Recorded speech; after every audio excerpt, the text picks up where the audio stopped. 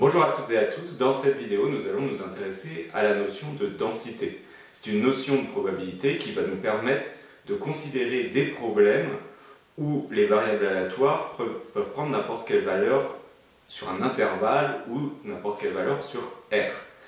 Cette notion va être introduite à l'aide de la fonction de répartition que l'on a déjà vue pour les variables aléatoires discrètes. Et le but de cette vidéo est de comprendre pourquoi on a introduit de telles notions.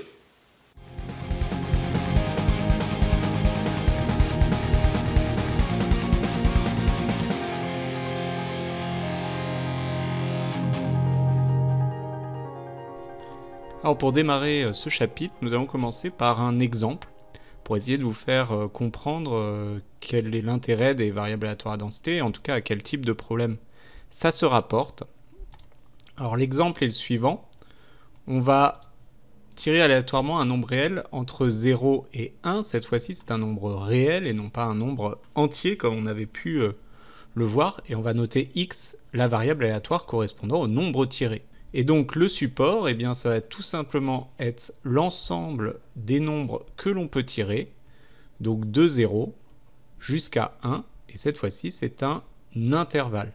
Contrairement aux variables aléatoires discrètes, où le support était un ensemble fini ou dénombrable, c'est-à-dire une partie de grand N, grand Z. Alors on voit déjà un souci dans ce type de problème.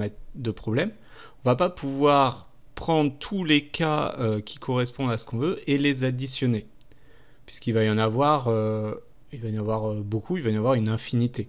Par exemple, quelle est la probabilité de tirer un nombre plus grand que 0,5 ? Alors pour se représenter ceci, on va représenter l'axe de 0 à 1, et on voit que tous les nombres plus grands que 0,5, eh bien ça va être tous les nombres qui sont sur cette partie du segment. Donc ici c'est assez clair, la chance de trouver un nombre plus grand que 0,5, ça va tout simplement être une chance sur 2, puisque on a autant de chances d'être entre 0 et 0,5 qu'entre 0,5 et 1. Donc la probabilité que x soit supérieur ou égal à 0,5, c'est égal à 1,5. Une autre façon de voir, c'est qu'on a découpé cet axe en deux et que ce qui est dessiné en violet représente une des deux parties. Donc on est dans une loi uniforme et donc c'est ça qui va nous permettre de trouver la probabilité entre 0,2 et 0,6 de la même façon. 1, 2, 3, 4 intervalles entre 0,2 et 0,6 et ces 4 intervalles sur 10 intervalles, donc ici 4 sur 10 ou 2 sur 5. Une première remarque, c'est que je n'ai pas discuté ici, est-ce que je tire un nombre strictement plus grand que 0,5 ou supérieur ou égal à 0,5, ce genre de détail qui pouvait faire toute la différence dans le cas des variables aléatoires discrètes. Ici, en fait, ça a peu d'importance, parce que l'on prenne le 0,5 ou qu'on ne le prenne pas, ce sera un nombre parmi l'infinité de nombres que l'on peut tirer à côté. Et donc, la probabilité de tirer un seul nombre, comme 0,158 par exemple, eh bien cette probabilité, elle est tout simplement nulle. Ça ne veut pas dire qu'on n'a aucune chance de tirer 0,158, puisque c'est un nombre qui existe, donc on a une chance de tirer, mais la probabilité est nulle, ça se ramène à un événement négligeable, c'est-à-dire qu'on n'a quasiment aucune chance que ça arrive. Et donc, si on veut trouver la fonction de répartition de grand X, là ça va devenir un petit peu plus compliqué. La fonction de répartition de grand X, on va la définir comme dans le cas discret par la probabilité que grand X soit plus petit que petit x, avec petit x un réel. Et là, il va y avoir plusieurs possibilités. Si petit x est plus petit que 0, la probabilité que x soit plus petit qu'un nombre négatif, eh bien, elle va être nulle, puisque vous ne pouvez pas avoir de nombre négatif. Si petit x est plus grand que 1, Attention, vous ne pouvez pas non plus tirer de nombres plus grands que 1, mais le but pour une fonction de répartition, c'est quelle est la probabilité que grand X soit plus petit qu'un nombre qui est lui-même plus grand que 1. Eh bien, comme grand X, il est toujours plus petit que 1, il sera toujours plus petit que X. Donc, cette fois-ci, l'événement est certain, et on a une probabilité 1. Et ensuite, la difficulté, c'est si X appartient à 0,1, quelle va être la probabilité que grand X soit plus petit que petit x? Eh bien, on va refaire comme tout à l'heure, sauf que cette fois-ci, on met un x quelconque. Et donc, ce qu'on cherche, c'est la probabilité de cet intervalle-là, de tomber dans cet intervalle-là. Or, la probabilité de tomber dans cet intervalle, on a vu que c'était la longueur de cet intervalle divisée par la longueur totale de l'intervalle, donc x divisé par 1. Et donc, ça fait x si x appartient à 0,1. Comme on l'a vu tout à l'heure, on ne changerait pas grand-chose en changeant le inférieur égal ou le supérieur égal. On le reverra que ça ne change pas. Et si du coup on veut créer la fonction de répartition, eh bien on va avoir une fonction de répartition que je vous laisse refaire également, puisque sur ordinateur, une fonction qui est nulle, qui ensuite vaut x, donc c'est-à-dire, c'est une droite, une droite qui va aller entre ces deux points-là, et puis ensuite ça vaudra tout le temps 1. Et on remarque, contrairement aux fonctions, aux variables aléatoires discrètes, les fonctions de répartition des variables aléatoires discrètes étaient des fonctions en escalier, étaient des fonctions qui n'étaient pas continues, alors que là, cette fonction de répartition, cette fois-ci, elle est continue. Ça, c'est une des deux différences. On a deux différences primordiales. La première chose, c'est que le support est cette fois-ci un intervalle, et les fonctions de répartition sont continues, et même ont l'air quasiment toujours dérivables. Et donc, c'est cette deuxième propriété que l'on va utiliser. Donc, une fonction de répartition, on rappelle sa définition. Cette définition, elle est universelle. On l'a utilisée de façon universelle. Voilà, la fonction de répartition d'une variable aléatoire, ce sera tout le temps cette définition, la probabilité que grand X soit plus petit que petit x.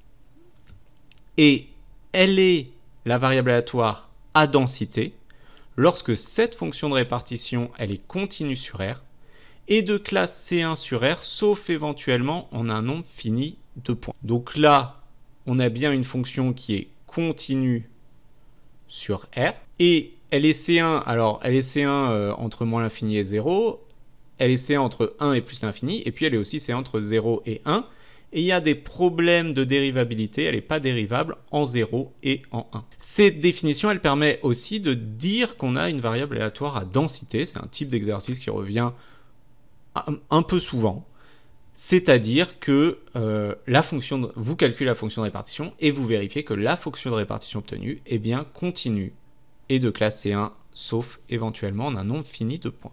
Donc pour montrer qu'une fonction est une fonction de répartition, ça c'est une méthode qui permet de déterminer si une fonction est bien une fonction de répartition sans connaître la variable aléatoire qui est liée. C'est-à-dire on vous donne une fonction quelconque et vous devez vérifier que cette fonction est bien une fonction de répartition. C'est un exercice qui arrive parfois. Il faut montrer 4 choses. F est croissante sur R, comme toute fonction de répartition. F a pour limite 0 en moins l'infini et 1 en plus l'infini, comme toute fonction de répartition. Mais en plus, F doit être continue sur R. Et enfin, elle doit être C1 sur R, sauf en un nombre fini de points. Donc par exemple, on a l'exercice suivant, qu'on va pouvoir faire également.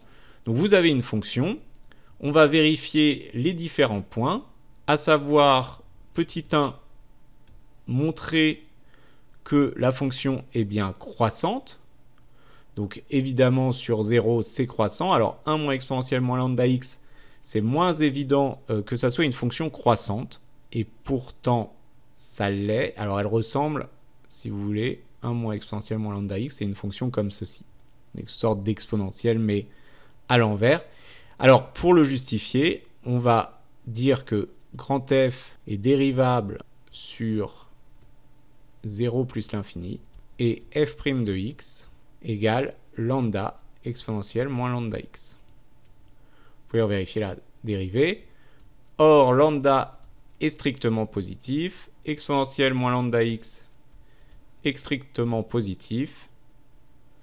Donc, pour tout x supérieur à 0, f' de x est strictement positif et f est croissante sur 0 plus l'infini. Donc elle est croissante sur 0 plus l'infini, elle est constante sur moins l'infini 0, et de plus, f de 0 égale 0. Ça c'est important parce qu'il pourrait y avoir un cas où vous avez une fonction qui est constante et pouf, vous êtes croissant mais en partant de plus bas. Dans ce cas-là, la fonction n'est pas complètement croissante puisque vous partez tout à coup de plus bas. Ici, comme vous partez de 0 et que votre fonction arrive en 0, bah vous pouvez pas, on s'assure que ça ne puisse pas descendre.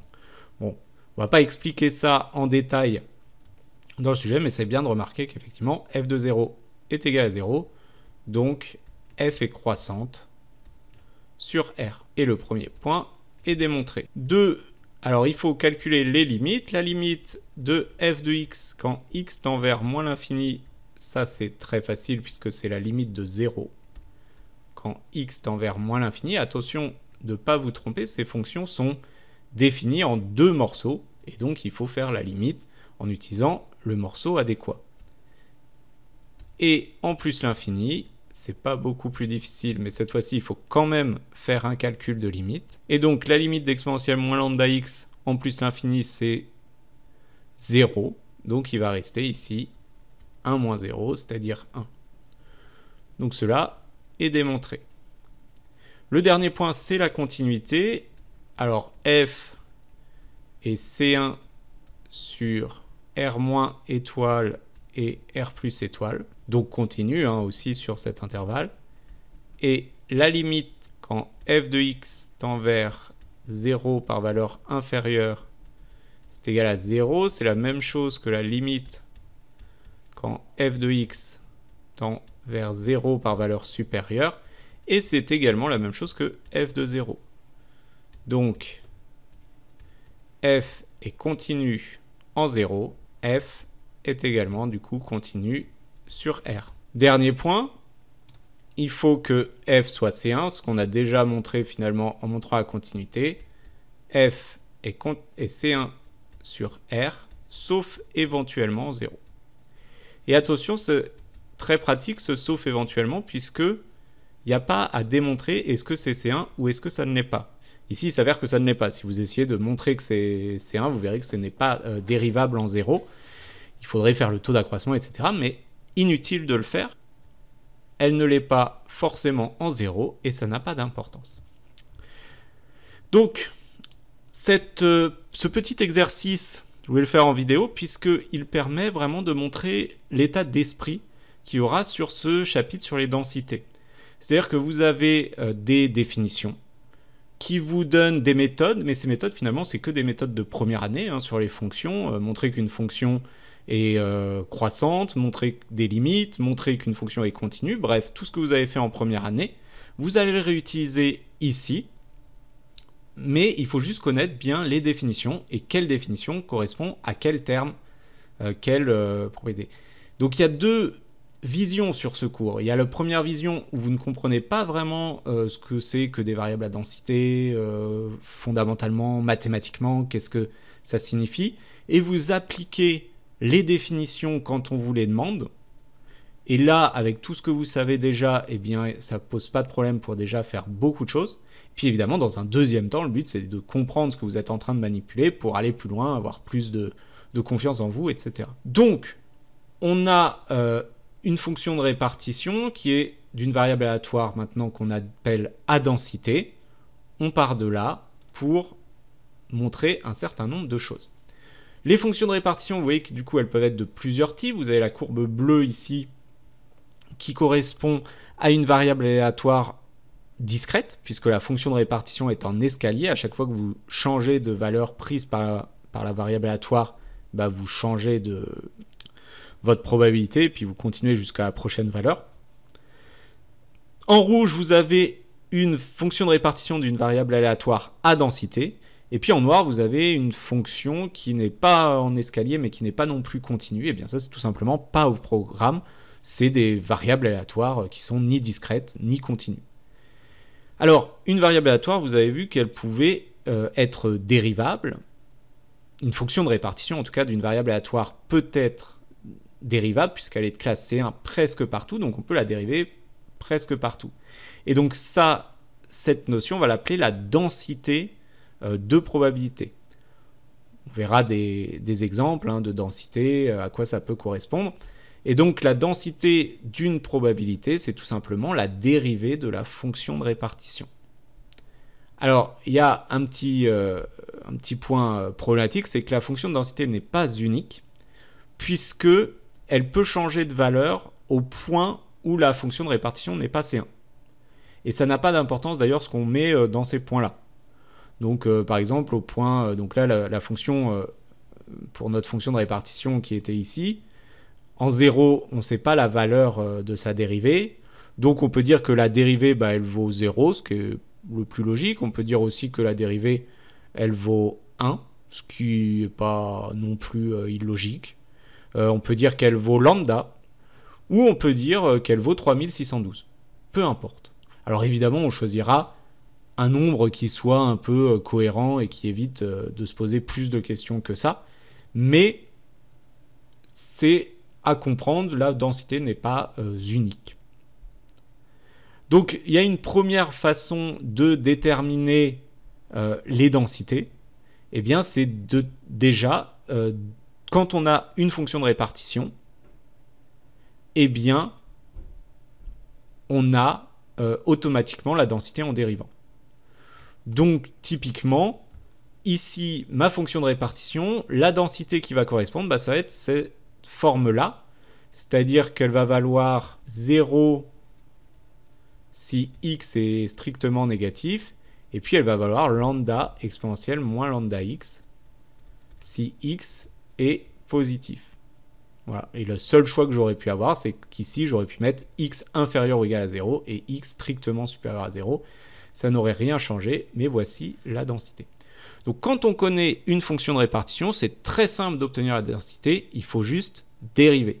C'est beaucoup plus dur quand on connaît la densité de retrouver la fonction de répartition, puisque là il ne faudra pas dériver, il faudra intégrer. Alors, on va rappeler quelques propriétés. Ça c'est plutôt un exercice que vous devez faire chez vous. Rappelez les propriétés des fonctions de répartition, essayez de les retrouver dans le cadre discret, mettez pause dans la vidéo et essayez de voir si vous avez à peu près les mêmes. On a fait l'intégrale de moins l'infini à plus l'infini de f de x de t dt.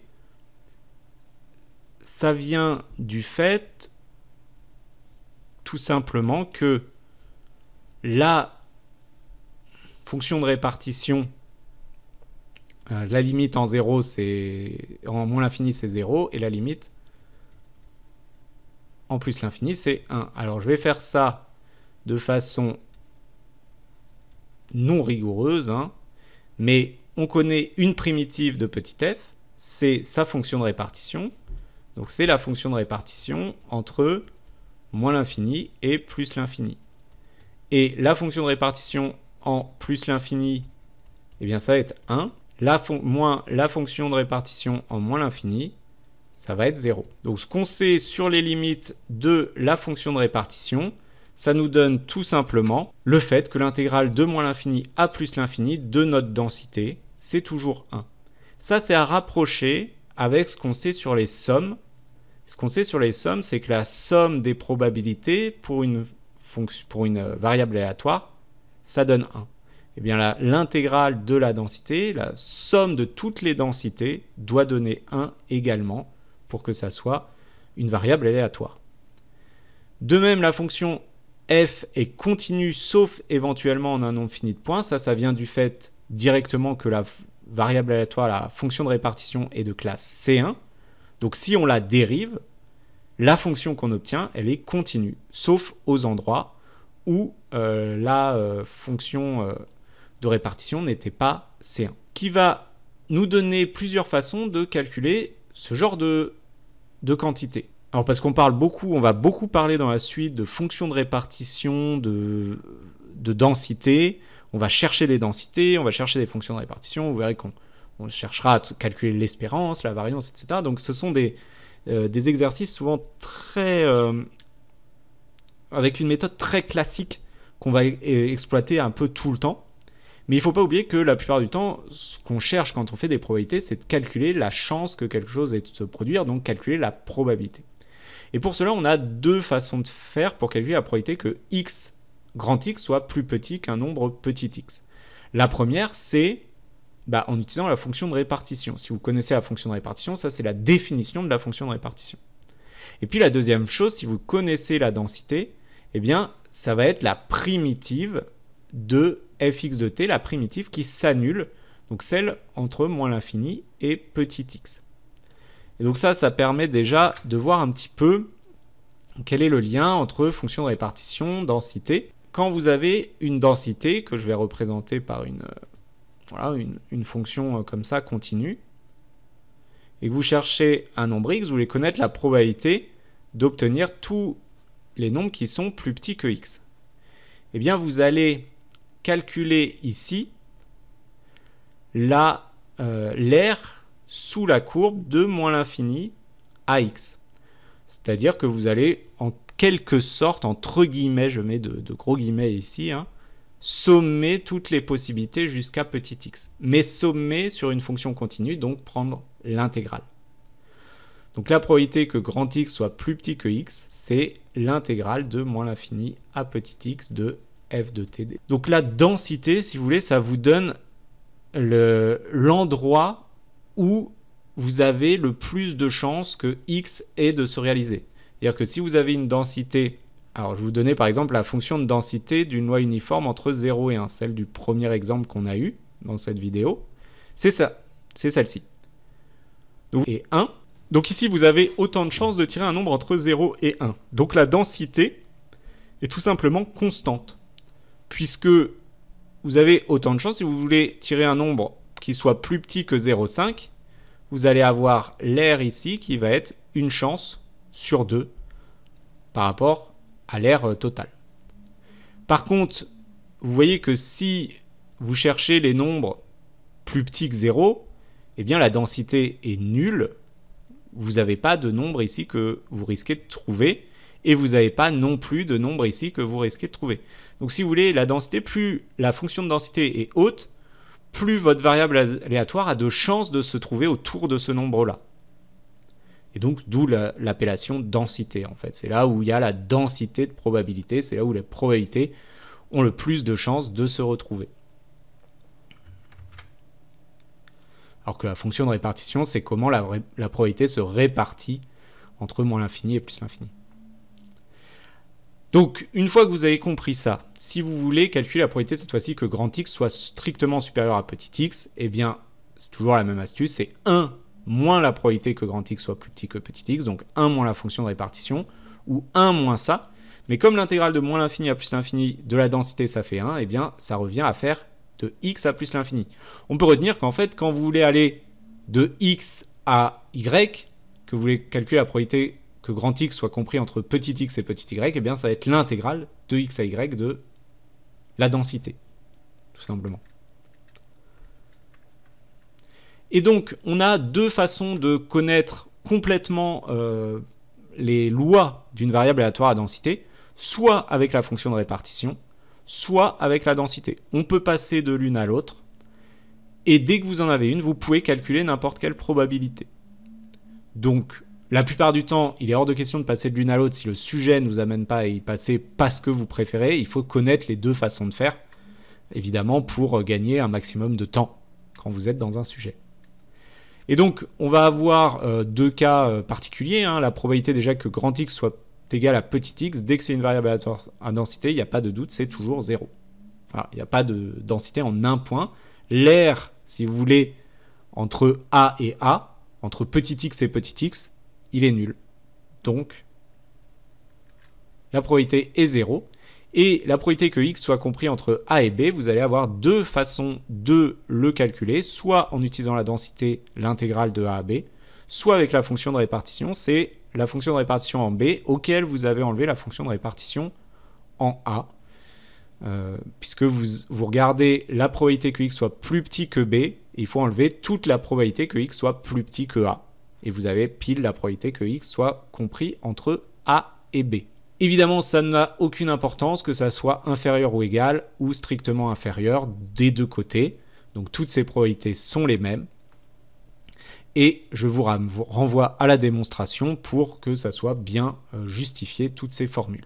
Et ça va nous permettre... Alors, on a l'impression que ce théorème, on rappelle les propriétés des densités. En fait, ça nous permet de dire que ici, on a une densité. C'est-à-dire, vous avez une fonction que vous ne connaissez pas, qui n'est pas liée à une variable aléatoire. À partir de quand cette fonction, vous pouvez dire que c'est une densité? Eh bien, il faut 3 points. Qu'elle soit positive, qu'elle soit continue sur R, sauf éventuellement en un nombre fini de points, et il faut que l'intégrale de moins l'infini à plus l'infini de f de t dt égale 1. Quand vous avez vérifié ça, vous avez trouvé une variable aléatoire à densité. Ça, c'est à savoir faire parfaitement. La plupart des exos sur les densités commencent comme ceci. Voici une fonction, montrez que c'est une densité. Donc, il faut savoir faire ça absolument. Là, vous avez énormément d'exercices. Donc, reconnaître une densité, on insiste sur la méthode, les 3 points.